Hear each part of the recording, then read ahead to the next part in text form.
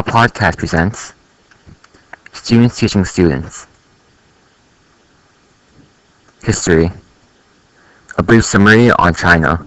Hey guys, my name is Arthur and today I'll be giving you a brief summary on the history of China. So the reason why I chose China was to inform everyone watching this video about the brief origins and series of events that led China to become what it is today, as not many people know how China began, but we see China every day on the news. So let's start off with ancient China. The earliest record of Homo sapiens found in China was in 40,000 BC, and that was the Peking man. Poetry was found in 20,000 BC. The Bamboo script, which was the earliest known record of Chinese writing, was found in 4000 BC, and the earliest silk found was in 2570 BC. Here, this is a model of the Peking man, which is the earliest known Homo sapien in China. The First Dynasty in China started in 1675 BC, and that was the Qin Dynasty. It was the first centralized government in the world, and it set the pattern of dynasties for the rest of China, and the system of dynasties would continue for the next 3,000 years, all the way until 1912 AD.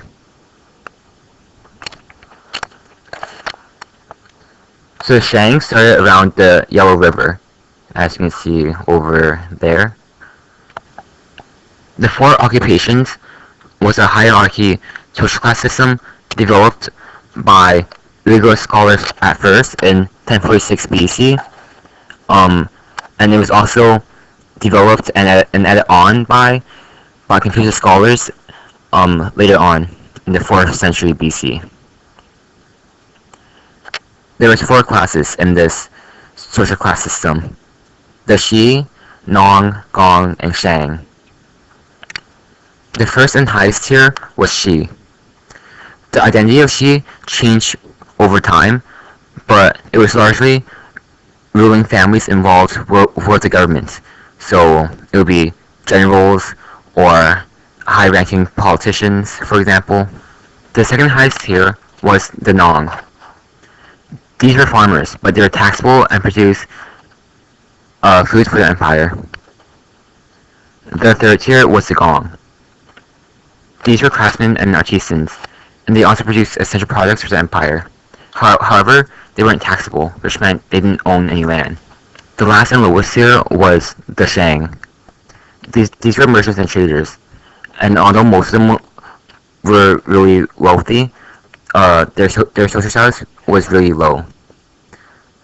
They were viewed as greedy and lacking in moral character, as they didn't make anything, and they brought foreign influence into China. The four occupations, however, excluded many other occupations, such as soldiers and entertainers. The reason why they were excluded was because they weren't viewed as core elements of Chinese society. The four occupations also stressed isolationism and was really conservative, later on affecting China's foreign policies, such as trade. This system would later be adopted by many other parts of East Asia, such as Korea, Japan, and Vietnam. So here is an example of a gong, a craftsman. The Warring States period began in 475 BC. After the Shang, the Zhao took over. When the Zhao Dynasty fell, so did the state. Many parts of the Zhao Dynasty broke apart and formed their own independence, such as the Han, the Wei, the Qin. Political chaos and war shortly ensued, called the Warring States period. So this is a map of China during 453 BC.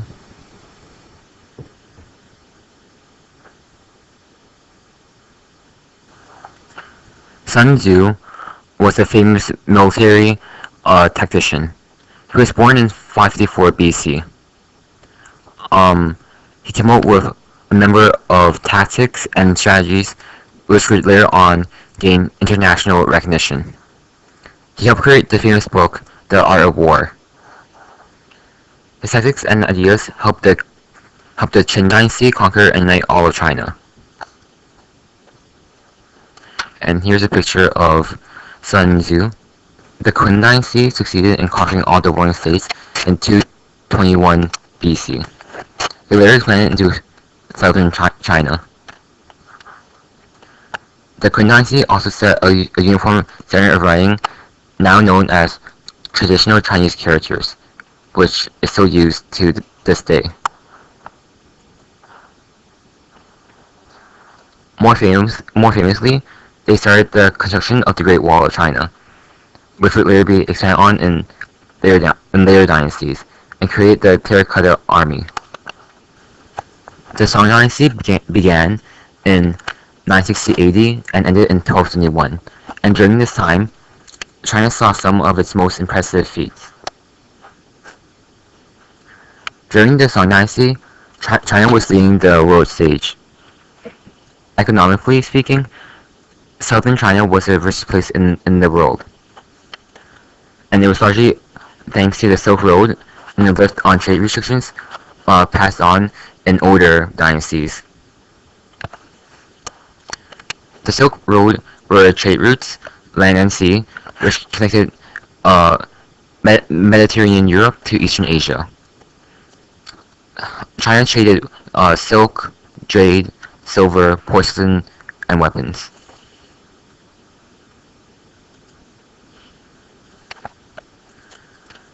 So here's a map of the Silk Road. It included both sea routes and an actual land route.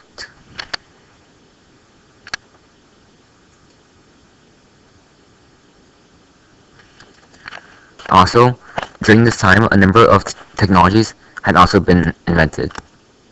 Gunpowder, the compass, paper currency, numerous advancements in mathematics, the printing press, and structural engineering. An example of structural engineering is a Lingzhou pagoda. It was 42 meters high, and no metal was used to construct it. Only bricks and wood. Another example of mathematical advancements was Pascal's triangle, created by Yang Hui.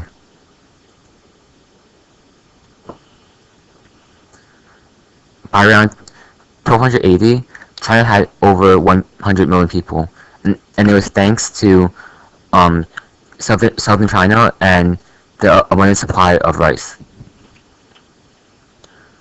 However, the Golden Age did not last, as the Song Dynasty were conquered by the Mongols. So here's the map of the Song Dynasty before the Mongols took over. The Yuan Dynasty was established in 1271 AD and lasted until 1368. The Song Dynasty fell to the Mongols in 1271, and this was the first time China had ever been fully conquered by a foreign power. Over 10 million people died during the Mongol invasion. The Mongols established the Yuan Dynasty to administer China. So here's the Yuan Dynasty in 1294. And here's Asia before the Mongol conquest. The Mongols, which is in the navy blue, conquered China, Korea, a large part of Russia, and large parts of the Middle East.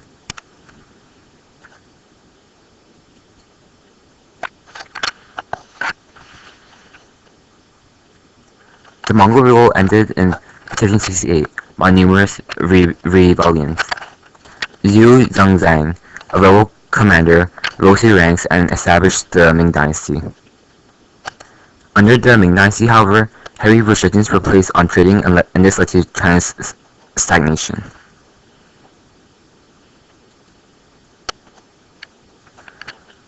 The Ming ruled until 1644.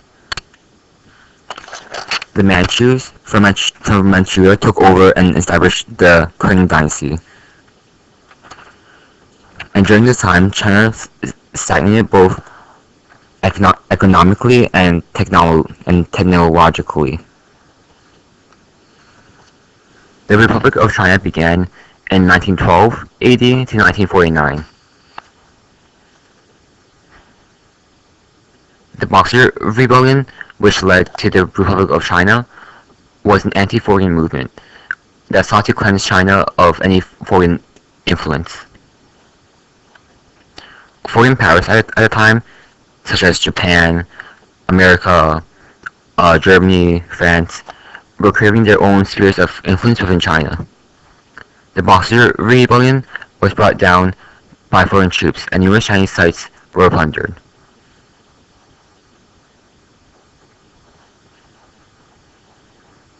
The Chinese people, upset that the Qing, an ethnic minority at the time, were unable to modernize China or halt foreign aggression.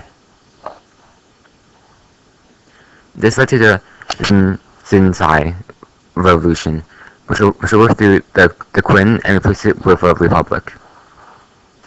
This was the first time in roughly 3,000 years that the system of dynasties was abolished.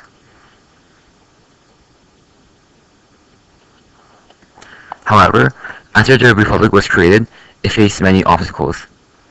Warlords and localism reasserted in many parts of China, as it was largely left lawless after the revolution. Soon after the warlords, the communists posed a threat to the nationalists, which commanded most of China at the time. A civil war between nationalists and communists started in 1927 and ended in 1949. During the Civil War, the Japanese invaded China just as the nationalists were about to drive the communists out of northern China. And the Japanese invaded in 1937, and it lasted until 1945.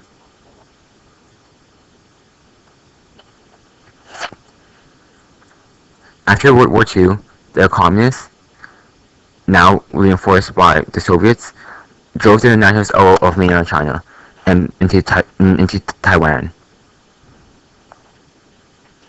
This changed China from the Republic of China to the People's Republic of China. The Republic of China now is Taiwan, while the People's Republic of China is the China we know today.